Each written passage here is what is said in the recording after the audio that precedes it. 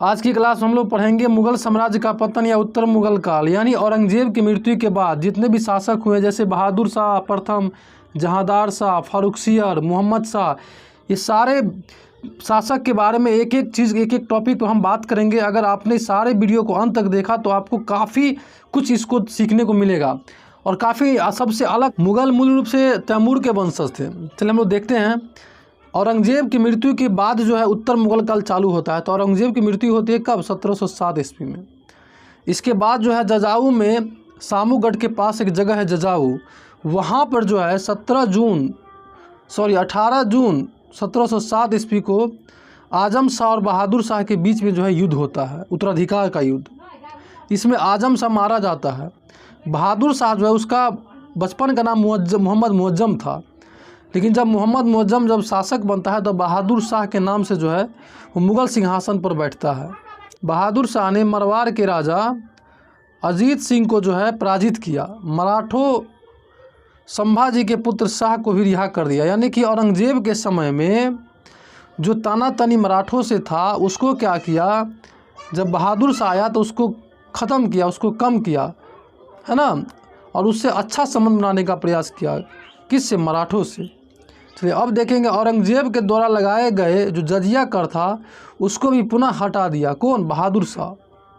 इसे मुग़ल इतिहासकार जो है खाफ़ी खान जो है, इनको शाह बेखबर के रूप में उल्लेख किया है। शाह बेखबर के रूप में ये कई बार सवाल बहुत सारा एग्जाम में पूछा गया, बीपीएससी में भी कई बार पूछा गया है कि शाह बेखबर किस मुग़ल बादशाह को कहा जाता है। तो बहादुर शाह प्रथम को, इसको ध्यान रखना है आपको। इनके बारे में सिडनी ओवन ने कहा कि वह अंतिम मुग़ल सम्राट था जिसके बारे में कुछ अच्छे शब्द कहा जा सकता है। बहादुर शाह प्रथम के बारे में कहते हैं। और बंदा बहादुर के विद्रोह को भी जो है ये कुचलने का प्रयास किए थे, लेकिन इनको 1712 ईस्वी में इनको मृत्यु हो जाती है और इसलिए वो बंदा बहादुर के विद्रोह को पूरा कुचल नहीं पाते हैं। तो बहादुर शाह प्रथम के बाद जो है, उसके बाद आते हैं जहांदार शाह। ये 1712 से 13 तक ही रहते हैं।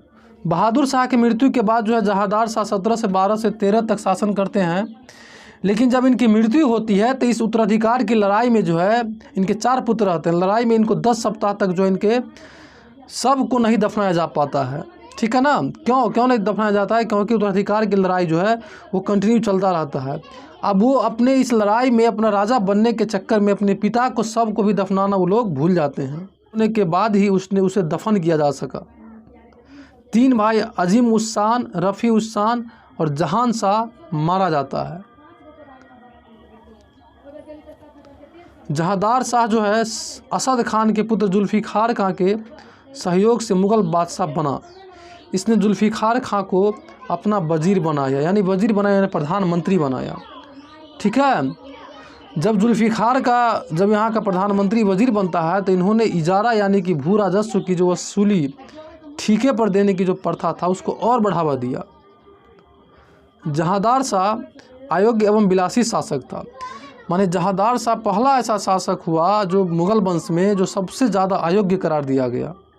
इसने लाल कुंवर नामक एक वेश्या के हस्तक्षेप का अधिकार दे रखा। इसका वजीर अपने समस्त प्रशासकीय दायित्व सुभाष चंद्र को दे दिया, जिससे लोग त्रस्त थे। इसमें हम लोगों ने क्या देखा कि जहांदार शाह जो थे वो खुद तो विलासी और अयोग्य शासक तो थे ही, उसके साथ साथ इन्होंने जिसको वजीर बनाया, प्रधानमंत्री बनाया, जुल्फ़िकार खां को, वो भी अपना काम सही से नहीं कर रहा था। वो भी अपना दायित्व जो है सुभाष चंद्र नामक व्यक्ति को जो है वो अपना कार्य दे दिया। इसके चलते वहाँ का जनता में जो है ना काफ़ी नाराज़गी थी, जनता लोग त्रस्त हो चुका था। ठीक है, चलिए आगे देखते हैं। फिर उसने सवाई जयसिंह को मिर्ज़ा की उपाधि दी। जहांदार शाह जो थे वो सवाई जयसिंह को मिर्ज़ा की उपाधि दी। मरवार के जो राजा अजीत सिंह थे उनको राजा की उपाधि दी। तो सवाल कई बार ये भी पूछा जाता है कि मरवार के राजा अजीत सिंह को राजा की उपाधि किसने दिया? तो जहांदार शाह। सवाई जयसिंह को मिर्ज़ा की उपाधि किसने दिया? तो जहांदार शाह। और साथ ही जो है मरवार के राजा अजीत सिंह को इन्होंने गुजरात के सरदार भी बना दिए। उनकी जो पतन है ना उसकी अपनी योग्यता के कारण जो हुआ। तैमूर वंश का पहला सबसे अयोग्य शासक था। यानी कि हमने आपको चर्चा किया था कि तैमूर वंश का पहला अयोग्य शासक अगर पूछेगा कौन है तो जहांदार शाह। तैमूर वंश का पहला अयोग्य शासक कौन है? जहांदार शाह। जहांदार शाह एक ऐसा शासक तैमूर वंश में होता है जो तैमूर वंश का सबसे पहला अयोग्य शासक करार दिया जाता है। इसके शासनकाल के संबंध में कंवर खान लिखता है कि उल्लू बाज के घोंसले में रहने लगे तथा कौवे ने बुलबुल का स्थान ले लिया, है ना। किसने लिखा? कंवर खान नामक इतिहासकार ने लिखा था कि उल्लू जो है ना वो बाज के घोंसले में रहने लगे और कौवे जो है बुलबुल का स्थान ले लिया। जहांदार शाह को लंपट मूर्ख की उपाधि मिली थी। जहांदार शाह को लंपट मूर्ख भी कहा जाता है। इस तरह का सवाल अगर आपको देखने को मिले कि तैमूर वंश का प्रथम अयोग्य शासक कौन था, तो जहांदार शाह। किसे लंपट मूर्ख कहा जाता है, तो जहांदार शाह। आगे अब देखेंगे फर्रुखसियर 1713 से 19 तक। अजीम उस शान का पुत्र फर्रुखसियर जो था ना, उनके पिता का नाम था अजीम उस शान, है ना। फर्रुखसियर जो अपने पिता की मृत्यु के बाद से पटना में रहता था। सैयद हुसैन अली खान तथा उसका बड़ा भाई इलाहाबाद के शासक अब्दुल्ला खान, ये दोनों को सैयद बंधु के नाम से जाना जाता है और मुग़ल इतिहास में इसको राजा बनाने वाला भी कहा जाता है। इसको भी ध्यान रखना है। तो सैयद हुसैन अली खान तथा उसका बड़ा भाई, उसका नाम था सहायक अब्दुल्ला खान, की सहायता से जहांदार शाह को अपदस्थ करके 1713 में मुग़ल सम्राट बना। कौन बना? फर्रुखसियर। बनाया कौन? वही सैयद बंधु अब्दुल्ला खान और हुसैन अली। अब्दुल्ला खान को वज़ीर बना दिया जाता है और हुसैन अली को अपना मीर बख्शी बनाया जाता है। यानी कहने का मतलब है कि आज नहीं, शुरू से ही ऐसा है कि कोई किंग होता है तो कोई किंग मेकर होता है, ठीक है।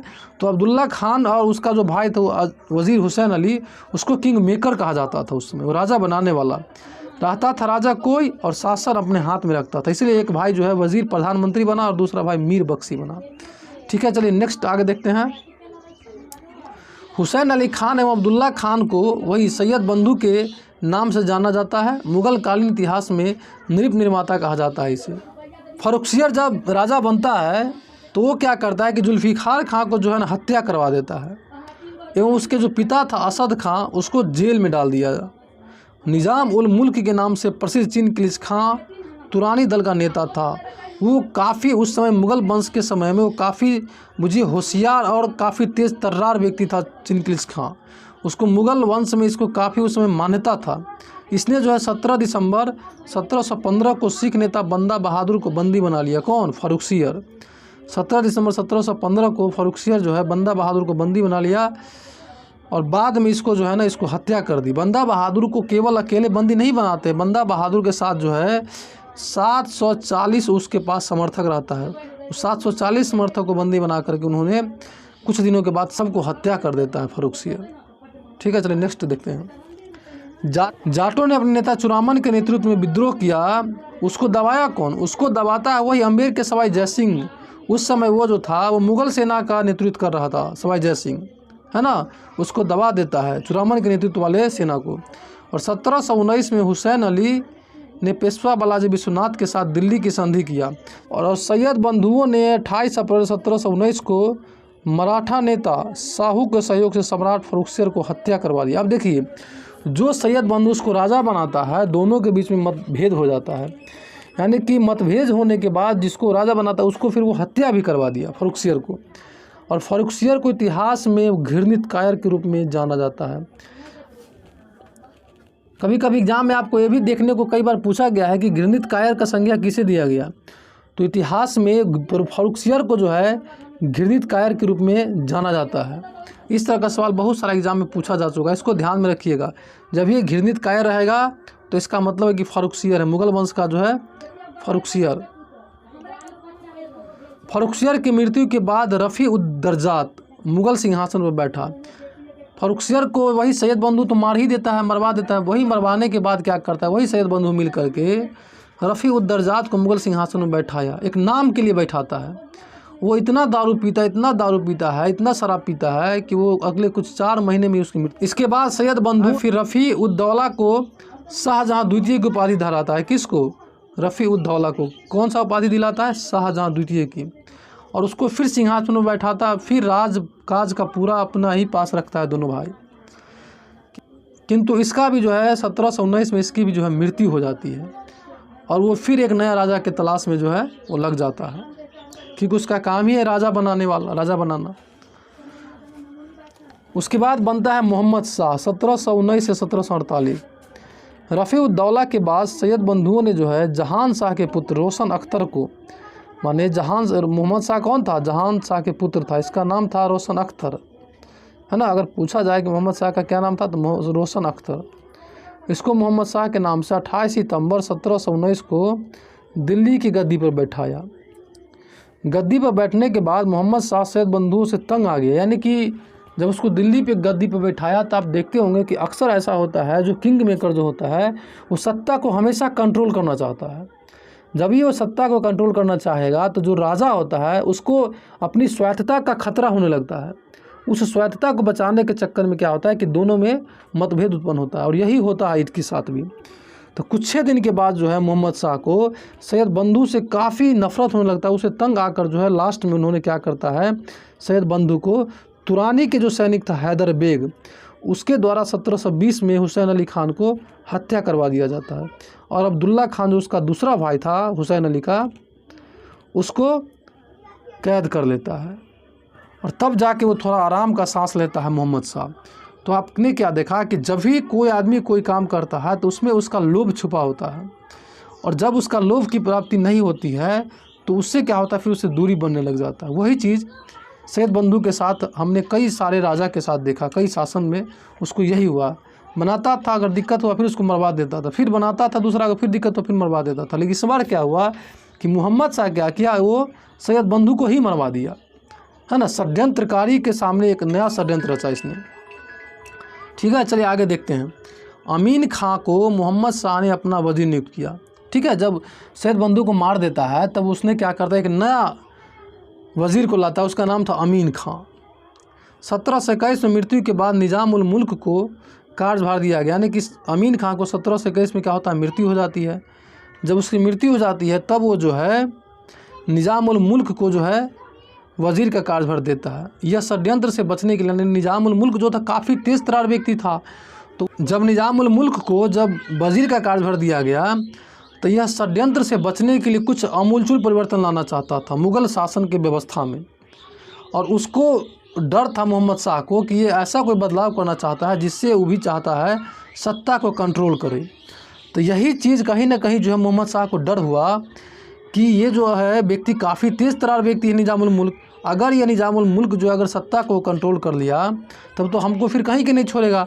तो इसके लिए जब वो परिवर्तन चाहता था षड्यंत्र से बचने के नाम पर, उसका जो है मोहम्मद शाह ने क्या किया, उसमें सहयोग नहीं किया, उसको जो है अंठिया दिया। कहने का मतलब है कि वो नहीं चाहता था कि कुछ परिवर्तन हो। मोहम्मद शाह ने अपने हिसाब से ही अब शासन को चलाना चाहता था। इससे नाखुश होकर के जो है निज़ाम उल मुल्क जो है इसको छोड़ करके वो क्या कर जाता है, वो दक्कन की ओर जाकर हैदराबाद में स्वतंत्र राज्य का स्थापना किया। ठीक है, अब जब मुग़ल राज्य को छोड़ के जब दक्कन की तरफ चला जाता है निज़ाम उल मुल्क, तो ये बात मोहम्मद शाह को अच्छा नहीं लगता है। इसने क्या करता है, इसने वहाँ के जो सूबेदार था मुबारिक खान, उसको कहता है उसको जाकर रोको, उसको रोकने के लिए वहाँ से भेजता है मुबारिक खां को। अब चिनकिलिच खां इतना तेज़ तर्रार व्यक्ति था, वो शक्तिशाली भी था, वो पावर भी बना चुका था। वो क्या करता है, मुबारिज खां को हरा देता है ना। निज़ाम उल मुल्क जो है 1724 में शुक्रखेरा के युद्ध में, किस युद्ध में, शुक्रखेरा के युद्ध में मुबारिज खां को हरा देता है। कब, 1724 में, और 6 सूबों पर अधिकार कर लेता है। ठीक है, और वह जो है निज़ाम उल मुल्क जो है हैदराबाद को अपना राजधानी बनाता है। जब ये सब देखता है तो मोहम्मद शाह इससे प्रभावित हो जाता है। उसको लगता है कि अगर हम इससे टकराएंगे तो हमको दिक्कत हो जाएगा। तो राजा की तो यही पहचान है कि वो देखता है कि हमसे अगर कोई शक्तिशाली सामने वाला व्यक्ति आ रहा है, चाहे बुद्धिमान है, तो वो क्या करता है, उसको मान्यता दे देता है। कुछ समय के बाद उसने वही किया। मोहम्मद शाह ने दक्कन के सूबेदार के रूप में चिनकिलिच खां को जो है मान्यता दे देता है। ठीक है, मान्यता दे करके जो है उसको आसफ जाह की उपाधि दिया, माने उससे को बुझिए एक तरह से उसको उपाधि भी दिया। उसके लड़ाई करने के तरीका से जब वो मुबारिज खां को हरा देता है 1724 में शुक्रखेरा के युद्ध में, उससे काफ़ी प्रभावित होता है मोहम्मद शाह। उसको लगता है कि उससे टकराएंगे तो क्या पता हमारे अंदर भी जो है कमज़ोर कर देगा, इसलिए उसको जो है एक तरह से खुश होता नहीं है अंदर से, वो बाहर से खुशी दिखलाता है और उसको आसफ जाह की उपाधि देता है। किसको, चिनकिलिच खां को। और मार्च 1734 में मराठों ने दिल्ली पर आक्रमण कर दिया। मोहम्मद शाह ने पेशवा बाजीराव से सिरोंज के समीप एक संधि किया। जब मराठा जब दिल्ली पर आक्रमण कर देता है तो मोहम्मद शाह को उससे जो है संधि करना पड़ता है। वो संधि कहाँ पर करता है? सिरौन लिस्ट देखते हैं। 13 फरवरी 1739 ईस्वी को ईरान के नेपोलियन के नाम से जाना जाता है। कौन? नादिर शाह। 13 फरवरी 1739 को ईरान के नेपोलियन के नाम से कौन जाना जाता है? नादिर शाह। वो करनाल को जीत लेता है और करनाल को जीतने के बाद क्या करता है? वो दिल्ली पर आक्रमण कर देता है। तो आपको ध्यान ये रखना है कि जब ईरान का नेपोलियन जो है नादिर शाह जब आक्रमण करता है उस समय यहाँ का राजा कौन रहता है? यहाँ के राजा समय रहता है मोहम्मद शाह। ठीक है, तो मोहम्मद शाह के समय में ही मुग़ल साम्राज्य के हैदराबाद के अलावा 2 अन्य प्रांत जो है और क्या होता है? स्वतंत्र होता है। कौन कौन? एक तो अवध और दूसरा बंगाल। तो अवध जो है सदात खां के नेतृत्व में और बंगाल जो है वो अलीवर्दी खां के नेतृत्व में स्वतंत्र हो चुका था। किसके समय में? मोहम्मद शाह के समय में। इसको ध्यान रखना है। और मोहम्मद शाह को रंगीला बादशाह कहा जाता था। तो सवाल कई बार बीपीएससी में ये भी पूछा जाता है कि ऐसा कौन सा मुग़ल बादशाह हुआ है जिसको रंगीला बादशाह के नाम से जाना जाता है? तो मोहम्मद शाह। ध्यान रखिएगा, मोहम्मद शाह को रंगीला बादशाह के नाम से जाना जाता है। क्लास में इतना ही। हम आशा करते हैं आप लोगों को काफ़ी अच्छा लगा होगा। इसी तरह क्लास आगे भी अगर आप देखना चाहते हैं नए हैं तो चैनल को सब्सक्राइब करके घंटी दबा के ऑल पे क्लिक कर लीजिए। अधिक से अधिक लोगों को शेयर कीजिए, लाइक कीजिए। Thank you.